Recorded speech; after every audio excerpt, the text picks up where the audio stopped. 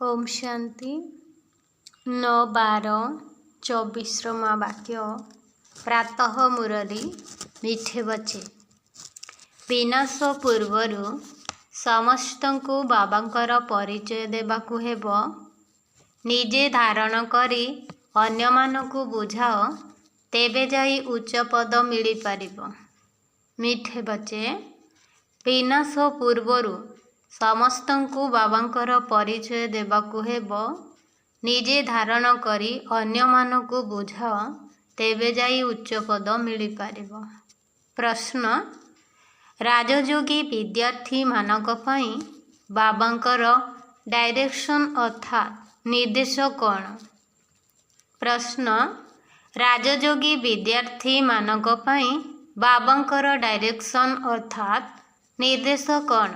उत्तर तुम मानकू डायरेक्शन मिलुछि कि बाबांकर संतान हेबा परे अनेकंक सहित मन लगेबार नाही, प्रतिज्ञा करिबा परे पुनर्बार पतित हेबार नाही। तुमे एपरि संपूर्ण पवित्र होई जाओ जेपरि बाबा एवं शिक्षकर स्मृति स्वतः एवं निरंतर भावरे कायम रहिबो।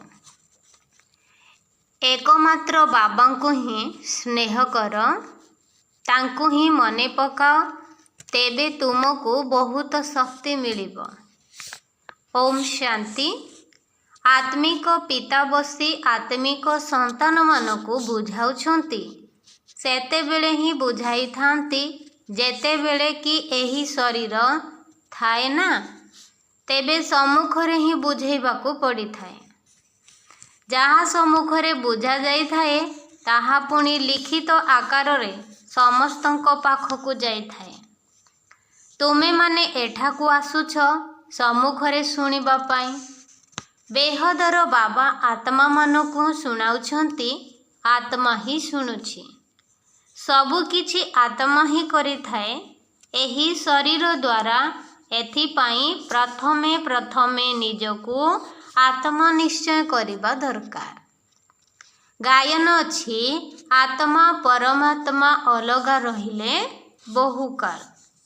सबुठारु प्रथमे बाबांक ठारु केउ माने अलगा हुई एठाकू अभिनय करिबाकू आसीथांती। तुमको पचारिबे केते समय तुमे बाबांक ठारु अलगा रहिछ, तेबे तुमे कहिबो 5000 वर्ष। पूरा हिसाब रही ना? एहा तो तुम संतान मानकू जଣା अछि जे किपरि क्रम अनुसारे आसुछंती। बाबा जी की ऊपरे थिले सी भी वर्तमान तलकू आसी जाउछंती तुम समस्तंकर बैटरी चार्ज करिबा पाई। तेणु वर्तमान बाबांकू मने पकेइबाकू हेबो। एबे तो बाबा सम्मुखरे उपस्थित रहिछंती ना। भक्ति मार्ग रे तो बाबांकर जीवन कहानी काहारी को जଣା नाही। नाम रूप देश काल को जानी ही नहांती। तुमको तो नाम रूप देश काल सबुर ज्ञान अछि। तुमे जानिछ ब्रह्मांक शरीर द्वारा बाबा हमको समस्त रहस्य बुझाउचंती। रचयिता एवं रचनार आदि मध्य अंतर रहस्य बुझाउछंती। एहा केते सूक्ष्म ज्ञान अटे। एही मनुष्य सृष्टि रूपी वृक्ष बीज रूप हेउछंती बाबा। से एठाकू निश्चय आसी थांती। नुआ दुनिया स्थापन करिबा तांकर ही काम अटे। एपरि नुहे कि सेठारे बसी स्थापना करंती। तुमे संतान माने जानिछ बाबा ही रथ द्वारा आम मानकू सम्मुखरे बुझाउचंती। एहा मध्य बाबांकर संतान मानकू स्नेह करिबा हेला। अन्य काहारी को मध्य तांकर जीवन कहानी विषय जଣା नाही। गीता हेउछि आदि सनातन देवी देवता धर्मर शास्त्र। एहा भी तुमे माने जानिछ बाबा एही ज्ञान देवा परे सृष्टिर विनाश हेउछि। विनाश तो निश्चित हेबो। ଅନ୍ୟ ଯିଏ ବି ଧର୍ମ ସ୍ଥାପକ ଆସିଥାନ୍ତି ସେମାନଙ୍କ ଆସିବା ଦ୍ୱାରା ବିନାଶ ହୋଇନଥାଏ। ଏହା ହିଁ ହେଉଛି ବିନାଶର ସମୟ। ସେଥିପାଇଁ ତୁମକୁ ଯେଉଁ ଜ୍ଞାନ ମିଳୁଛି ତାହା ପୁଣି ସମାପ୍ତ ହୋଇଯାଇଥାଏ। ତୁମ ସନ୍ତାନମାନଙ୍କ ବୁଦ୍ଧିରେ ଏହି ସବୁ ଜ୍ଞାନ ରହିଛି। ତୁମେ ରଚୟିତା ଏବଂ ରଚନାକୁ ଜାଣିଯାଉଛ। ଉଭୟ ଅନାଦି ଅଟନ୍ତି, ଯାହାକି ଅନାଦି କାଳରୁ ଚାଲି ଆସୁଛି। ବାବାଙ୍କର ସଙ୍ଗମ ଯୁଗରେ ଆସିବାର ପାଠ ରହିଛି। ଭକ୍ତି ଅଧାକଳ୍ପ ଚାଲିଥାଏ, ଜ୍ଞାନ ଚାଲେ ନାହିଁ। ଜ୍ଞାନର ସମ୍ପତ୍ତି ଅଧାକଳ୍ପ ପାଇଁ ମିଳିଥାଏ। ଜ୍ଞାନ ତ କେବଳ ଗୋଟିଏ ଥର କେବଳ ସଙ୍ଗମ ଯୁଗରେ ହିଁ ମିଳିଥାଏ। ଏହି ପାଠ ପଢ଼ା ତୁମର ଥରେ ମାତ୍ର ହୋଇଥାଏ। ଏହି କଥା ଭଲ ଭାବରେ ବୁଝି ପୁଣି ଅନ୍ୟମାନଙ୍କୁ ମଧ୍ୟ ବୁଝେଇବାକୁ ପଡ଼ିବ। ପଦ ପାଇବାର ସମସ୍ତ ଆଧାର ସେବା କରିବା ଉପରେ ନିର୍ଭର କରେ। ତୁମେ ଜାଣିଛ, ପୁରୁଷାର୍ଥ କରି ଏବେ ଆମକୁ ନୂଆ ଦୁନିଆକୁ ଯିବାର ଅଛି। ଧାରଣା କରି ପୁଣି ଅନ୍ୟମାନଙ୍କୁ ବୁଝେଇବା, ଏହା ଉପରେ ହିଁ ତୁମର ଉଚ୍ଚ ପଦ ନିର୍ଭର କରେ।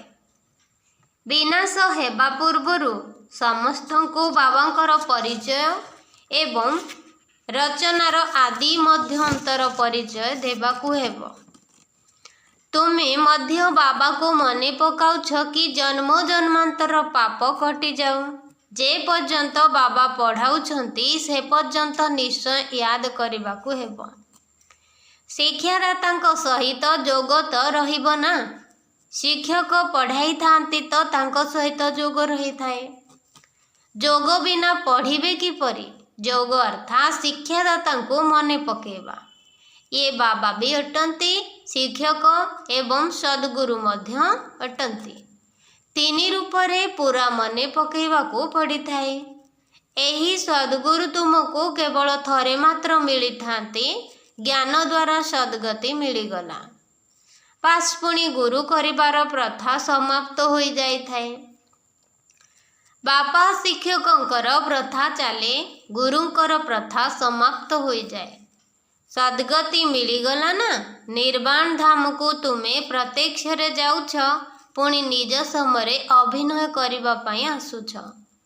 ମୁକ୍ତି, ଜୀବନ ମୁକ୍ତି ଦୁଇଟି ଯାକ ତୁମକୁ ମିଳିଯାଉଛି। ମୁକ୍ତି ମଧ୍ୟ ନିଶ୍ଚିତ ମିଳିଥାଏ। କିଛି ସମୟ ପାଇଁ ତୁମେ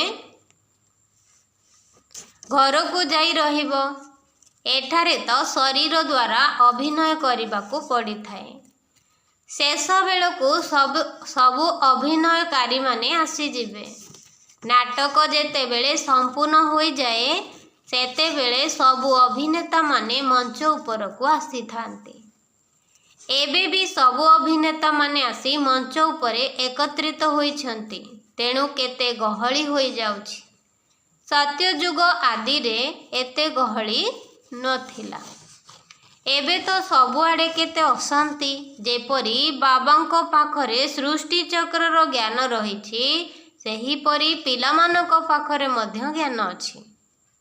ବୀଜ ପାଖରେ ଜ୍ଞାନ ଥାଏ ନା। ବୀଜରୁ ବୃକ୍ଷ କିପରି ବୃଦ୍ଧି ହୋଇ ପୁଣି ଶେଷ ହୋଇଯାଇଥାଏ। ଏବେ ତୁମେ ବସିଛ ନୂଆ ଦୁନିଆର ଚାରା ରୋପଣ କରିବା ପାଇଁ, ଅଥବା ଆଦି ସନାତନ ଦେବୀ ଦେବତା ଧର୍ମ ଚାରା ରୋପଣ କରିବା ପାଇଁ। ତୁମକୁ ଜଣାଅଛି ଏହି ଲକ୍ଷ୍ମୀନାରାୟଣ କିପରି ରାଜ୍ୟ ପ୍ରାପ୍ତ କରିଥିଲେ। ତୁମେ ଜାଣିଛ ଏବେ ଆମେ ନୂଆ ଦୁନିଆର ରାଜକୁମାର ହେବା। ସେହି ଦୁନିଆରେ ରହୁଥିବା ପ୍ରତ୍ୟେକ ନିଜକୁ ମାଲିକ ହିଁ କହିବେ ନା। ଯେପରି ଏବେ ମଧ୍ୟ ସମସ୍ତେ କହୁଛନ୍ତି, ଇ ଭାରତ ଆମର ଦେଶ। ତୁମେ ବୁଝୁଛ ଯେ ଏବେ ଆମେ ସଙ୍ଗମରେ ଛିଡ଼ା ହେଉଛୁ। ଆମକୁ ଶିବାଳୟକୁ ଯିବାର ଅଛି। ପାସ୍ ଏବେ ଗଲେ କି ଗଲେ, ଆମେ ଯାଇ ଶିବାଳୟର ମାଲିକ ହେବା। ଏହା ହିଁ ତୁମର ଲକ୍ଷ୍ୟ ଉଦ୍ଦେଶ୍ୟ ଅଟେ। ଯଥା ରାଜା ରାଣୀ ତଥା ପ୍ରଜା ସମସ୍ତେ ଶିବାଳୟର ମାଲିକ ହୋଇଯାଉଛନ୍ତି। ବାକି ରାଜଧାନୀରେ ଭିନ୍ନ ଭିନ୍ନ ପ୍ରକାରର ପଦବୀ ତ ହିଁ ଥାଏ। ସେଠାରେ ମନ୍ତ୍ରୀ ତ କେହି ରହିବେ ନାହିଁ। ମନ୍ତ୍ରୀ ସେତେବେଳେ ଥାନ୍ତି ଯେବେ ପତିତ ହୋଇଥାନ୍ତି। ଲକ୍ଷ୍ମୀ ନାରାୟଣ ବା ଶ୍ରୀରାମ ସୀତାଙ୍କର ମନ୍ତ୍ରୀ ଥିବାର କେବେ ତୁମେ ଶୁଣି ନଥିବ, କାରଣ ସେମାନେ ନିଜେ ସତ୍ତ୍ୱ ପ୍ରଧାନ ପବିତ୍ର ବୁଦ୍ଧିସମ୍ପନ୍ନ ଅଟନ୍ତି। ପୁଣି ଯେତେବେଳେ ପତିତ ହୋଇଥାନ୍ତି ସେତେବେଳେ ରାଜାରାଣୀ ପରାମର୍ଶ ନେବା ପାଇଁ ଜଣେ ମନ୍ତ୍ରୀକୁ ରଖିଥାନ୍ତି। ଏବେ ତ ଦେଖ ବହୁତ ମନ୍ତ୍ରୀ ଅଛନ୍ତି। ତୁମେ ସନ୍ତାନମାନେ ଜାଣିଛ ଏହା ବହୁତ ମଜାର ଖେଳ ଅଟେ। ଖେଳ ସର୍ବଦା ମଜା ପାଇଁ ହିଁ ହୋଇଥାଏ। ସୁଖ ମଧ୍ୟ ହୋଇଥାଏ, ଦୁଃଖ ବି ମଧ୍ୟ ହୋଇଥାଏ। ଏହି ବେହଦ ଖେଳକୁ ତୁମେ ପିଲାମାନେ ହିଁ ଜାଣିଛ। ଏଥିରେ କନ୍ଦାକଟା କରିବା ଆଦିର କଥା ହିଁ ନାହିଁ। ଗାଉଛନ୍ତି ଯେ ବିତିକୁ ବିତି ରୂପରେ ହିଁ ଦେଖ, ଏସବୁ ପୂର୍ବରୁ ପ୍ରସ୍ତୁତ ହୋଇଛି। ଏହି ନାଟକ ତୁମ ବୁଦ୍ଧିରେ ରହିଛି। ଆମେ ଏହାର ଅଭିନେତାଠୁ ଆମର 84 ଜନ୍ମର ଅଭିନୟ ସଠିକ୍ ଓ ଅବିନାଶୀ ଅଟେ। ଯିଏ ଯେଉଁ ଜନ୍ମରେ ଯାହା ଅଭିନୟ କରି ଆସନ୍ତି ସେହିପରି ହିଁ କରି ଚାଲିବେ।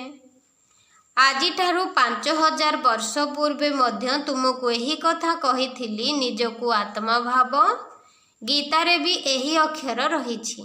ତୁମେ ଜାଣିଛ ଆଦି ସନାତନ ଦେବୀ ଦେବତା ଧର୍ମ ଯେତେବେଳେ ସ୍ଥାପନ ହୋଇଥିଲା ବା କହିଥିଲେ, ଦେହ ସହିତ ଦେହର ସବୁ ଧର୍ମ ଛାଡ଼ି ନିଜକୁ ଆତ୍ମା ଭାବ ଏବଂ ବାବାଙ୍କୁ ସ୍ମରଣ କର। ମନ୍ମନା ଭବର ଅର୍ଥ ତ ବାବା ଭଲ ଭାବରେ ବୁଝାଉଛନ୍ତି। ଭାଷା ମଧ୍ୟ ସେଇଆ ହିଁ ରହିଛି। ଏଠାରେ ଦେଖ କେତେ ପ୍ରକାରର ଭାଷା ରହିଛି। ଭାଷା ପାଇଁ ମଧ୍ୟ କେତେ ପ୍ରକାରର ଝଗଡ଼ା ହେଉଛି। ଭାଷା ବିନା ତ କାମ ଚଳିବ ନାହିଁ। ଏପରି ସବୁ ଭାଷା ଶିଖୁଛନ୍ତି ଯେ ମାତୃଭାଷା ହିଁ ସମାପ୍ତ ହୋଇଯାଉଛି। ଯିଏ ବହୁତ ପ୍ରକାରର ଭାଷା ଶିଖୁଛନ୍ତି ସେମାନଙ୍କୁ ପୁରସ୍କାର ମିଳୁଛି। ଯେତେ ଧର୍ମ ସେତେ ଭାଷା ହେବ। ସେଠାରେ ତ ତୁମେ ଜାଣିଛ ଆମର ହିଁ ରାଜ୍ୟ ହେବ। ଭାଷା ବି ଗୋଟିଏ ରହିବ।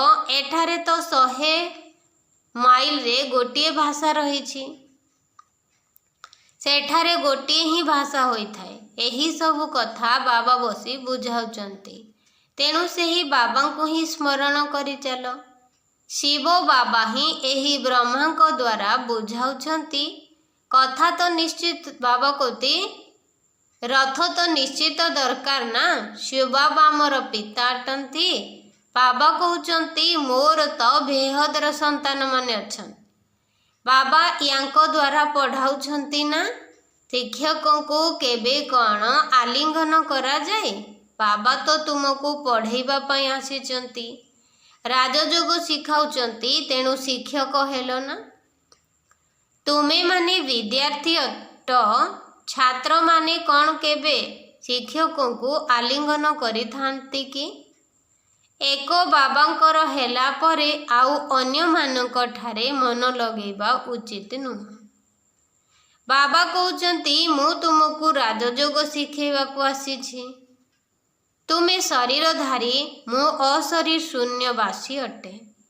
କହୁଛ ବାବା ପବିତ୍ର କରେଇବା ପାଇଁକୁ ଆସ, ତେବେ ତୁମେ ପତିତ ହେଲ ନା। ତାହେଲେ ମୋତେ କିପରି ଆଲିଙ୍ଗନ କରିପାରିବ? ପ୍ରତିଜ୍ଞା କରି ପୁଣି ପତିତ ହୋଇଯାଉଛନ୍ତି। ଯେତେବେଳେ ସମ୍ପୂର୍ଣ୍ଣ ପବିତ୍ର ହୋଇଯିବ, ଶେଷ ବେଳକୁ ପୁଣି ବାବାଙ୍କ ୟାଦରେ ମଧ୍ୟ ରହିବ। ଶିକ୍ଷକଙ୍କୁ ଗୁରୁଙ୍କ ମନେ ବି ପକାଉଥିବ। ଏବେ ତ ବିକାରୀ ହେବା ଦ୍ୱାରା ଅଧଗତି ହୋଇଯାଉଛି।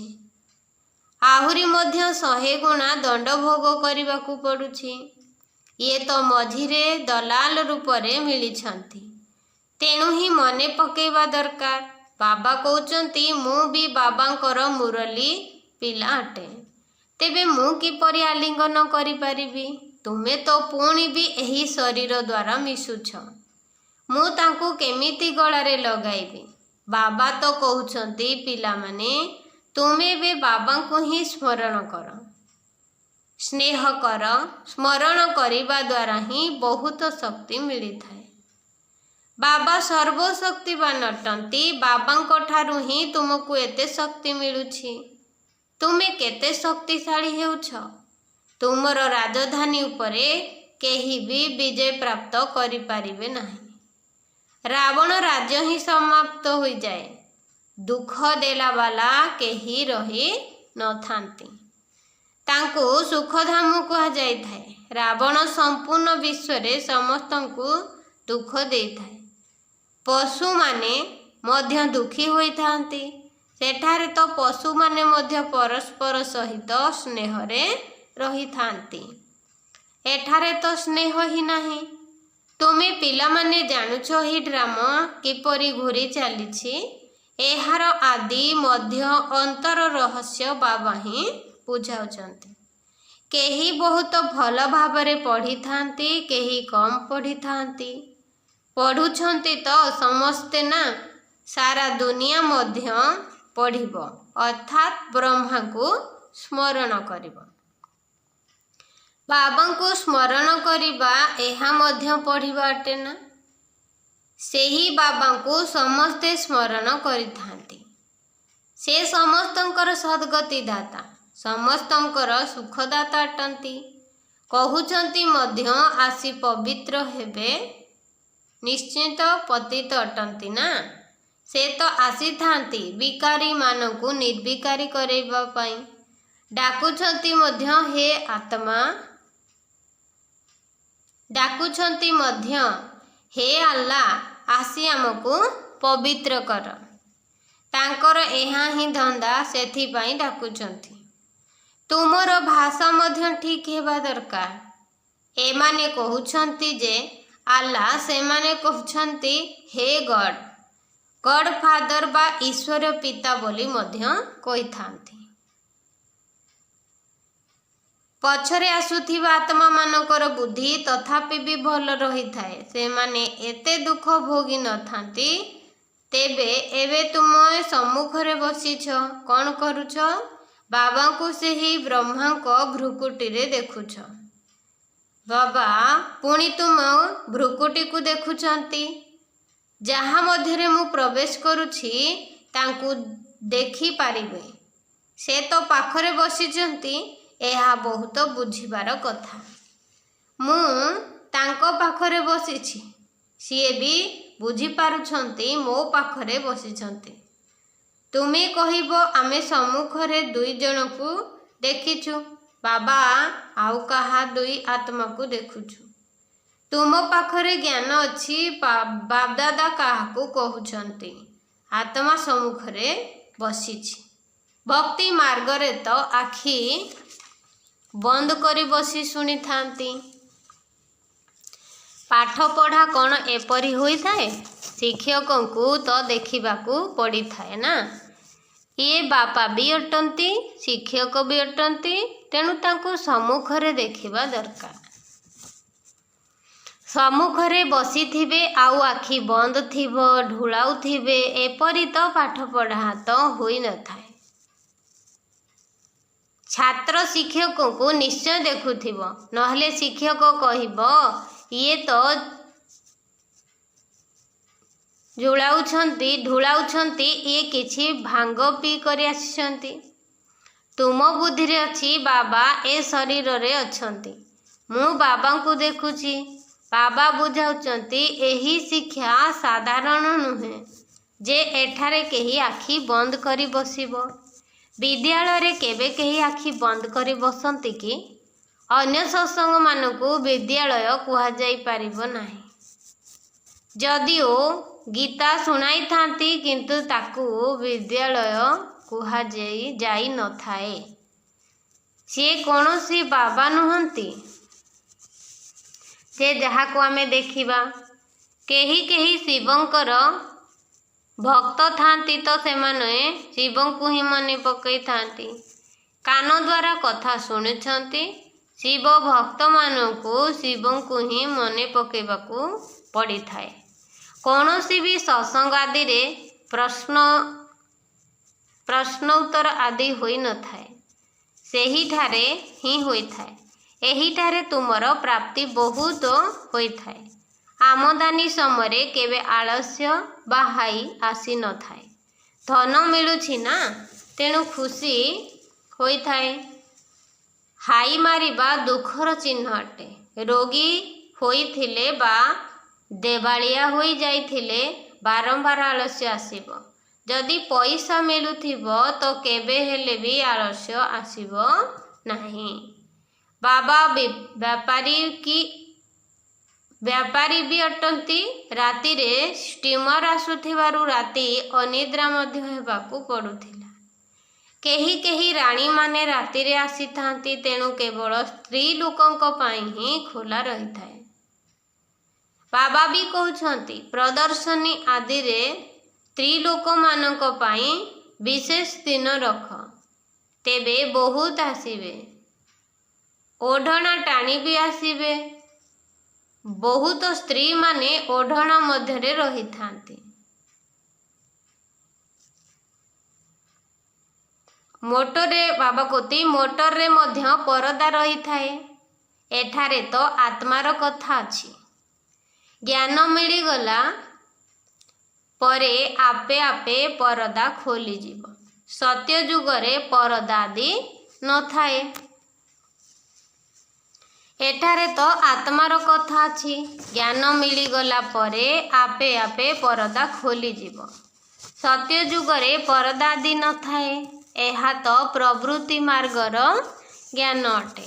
ଆଚ୍ଛା, ମିଠା ଶିକିଲଧେ ସନ୍ତାନମାନଙ୍କ ପ୍ରତି ମାତା ପିତା ବାପ ଦାଦାଙ୍କର ମଧୁର ସ୍ନେହ ସମ୍ପନ୍ନ ଶୁଭେଚ୍ଛା ଏବଂ ସୁପ୍ରଭାତ। ଆତ୍ମିକ ପିତାଙ୍କର ଆତ୍ମିକ ସନ୍ତାନମାନଙ୍କୁ ନମସ୍ତେ। ଆତ୍ମିକ ସନ୍ତାନମାନଙ୍କ ତରଫରୁ ଆତ୍ମିକ ପିତାଙ୍କୁ ଗୁଡ୍ ମର୍ଣ୍ଣିଂ, ନମସ୍ତେ ନମସ୍ତେ ନମସ୍ତେ। ଶୁକ୍ରିୟା ବାବା, ଶୁକ୍ରିୟା। ଧାରଣା ପାଇଁ ମୁଖ୍ୟ ସାରାଂଶ ନମ୍ବର 1, ଏହି ଖେଳ ବଡ଼ ମଜାଦାର ଭାବରେ ତିଆରି ହୋଇଛି। ଏଥିରେ ସୁଖ ଏବଂ ଦୁଃଖର ପାର୍ଟ ନିର୍ଦ୍ଧାରିତ ହୋଇ ରହିଛି। ସେଥିପାଇଁ କାନ୍ଦିବାର କୌଣସି କଥା ନାହିଁ। ବୁଦ୍ଧିରେ ରହିବା ଦରକାର। ଏହି ଡ୍ରାମା ପୂର୍ବ ପ୍ରସ୍ତୁତ ଅଟେ, ତେଣୁ ବିତି ଯାଇଥିବା କଥାର ଚିନ୍ତନ କରିବାର ନାହିଁ। ନମ୍ବର 2, ଏହା ସାଧାରଣ ପାଠପଢ଼ା ନୁହେଁ। ଏଥିରେ ଆଖି ବନ୍ଦ କରି ବସିବାର ବି ନାହିଁ। ଶିକ୍ଷକଙ୍କୁ ନିଜେ ସାମ୍ନାରେ ଦେଖିବାର ଅଛି। ହାଇ ଆଦି ମାରିବାର ନାହିଁ। ହାଇ ମାରିବା ଦୁଃଖର ଚିହ୍ନ ଅଟେ। ବରଦାତାଙ୍କର ବରଦାନ। ସନ୍ତୁଷ୍ଟତାର 3ଟି ଯାକ ସାର୍ଟିଫିକେଟ୍ ନେଇ ନିଜର ଯୋଗୀ ଜୀବନର ପ୍ରଭାବ ପକାଉଥିବା ସହଜ ଯୋଗୀ ହୁଅ। ବରଦାନ ଅଛି, ସନ୍ତୁଷ୍ଟତାର 3ଟି ଯାକ ସାର୍ଟିଫିକେଟ୍ ନେଇ ନିଜର ଯୋଗୀ ଜୀବନର ପ୍ରଭାବ ପକାଉଥିବା ସହଜ ଯୋଗୀ ହୁଅ। ବିସ୍ତାର ଅଛି, ଯୋଗୀ ଜୀବନର ବିଶେଷ ଲକ୍ଷ୍ୟ ସନ୍ତୁଷ୍ଟତା ଅଟେ। ଯେଉଁମାନେ ନିଜେ ସନ୍ତୁଷ୍ଟ ରହିଥାନ୍ତି ଏବଂ ସମସ୍ତଙ୍କୁ ସନ୍ତୁଷ୍ଟ କରିଥାନ୍ତି, ସେମାନଙ୍କୁ ଯୋଗୀ ଜୀବନର ପ୍ରଭାବ ଆପେ ଆପେ ଅନ୍ୟମାନଙ୍କ ଉପରେ ପଡ଼ିଥାଏ। ଯେପରି ବିଜ୍ଞାନର ସାଧନା ଗୁଡ଼ିକର ପ୍ରଭାବ ସ୍ୱତଃ ଭାବରେ ବାୟୁମଣ୍ଡଳ ଉପରେ ପଡ଼ିଥାଏ, ସେହିପରି ସହଜ ଯୋଗୀ ଜୀବନର ମଧ୍ୟ ପ୍ରଭାବ ପଡ଼ିଥାଏ। ତେବେ ଯୋଗୀ ଜୀବନର 3ଟି ସାର୍ଟିଫିକେଟ୍ ରହିଛି। ପ୍ରଥମ ହେଲା ନିଜେ ନିଜ ଉପରେ ସନ୍ତୁଷ୍ଟ। ଦ୍ୱିତୀୟରେ ବାବା ସନ୍ତୁଷ୍ଟ ଏବଂ ତୃତୀୟରେ ଲୌକିକ ଅଲୌକିକ ପରିବାର ସନ୍ତୁଷ୍ଟ। ସ୍ଲୋଗାନ ଅଛି, ସ୍ୱରାଜ୍ୟରେ ତିଲକ, ବିଶ୍ୱ କଲ୍ୟାଣର ମୁକୁଟ ଏବଂ ଶ୍ରେଷ୍ଠ ସ୍ଥିତିର ସିଂହାସନ ଉପରେ ବିରାଜମାନ ହେଉଥିବା ଆତ୍ମାମାନେ ହିଁ ରାଜଯୋଗୀ ଅଟନ୍ତି। ସ୍ଲୋଗାନ ଅଛି, ସ୍ୱରାଜ୍ୟର ତିଲକ, ବିଶ୍ୱ କଲ୍ୟାଣର ମୁକୁଟ ଏବଂ ଶ୍ରେଷ୍ଠ ସ୍ଥିତିର ସିଂହାସନ ଉପରେ ବିରାଜମାନ ହୋଇଥିବା ଆତ୍ମାମାନେ ହିଁ ରାଜଯୋଗୀ ଅଟନ୍ତି। ଓମ୍ ଶାନ୍ତି।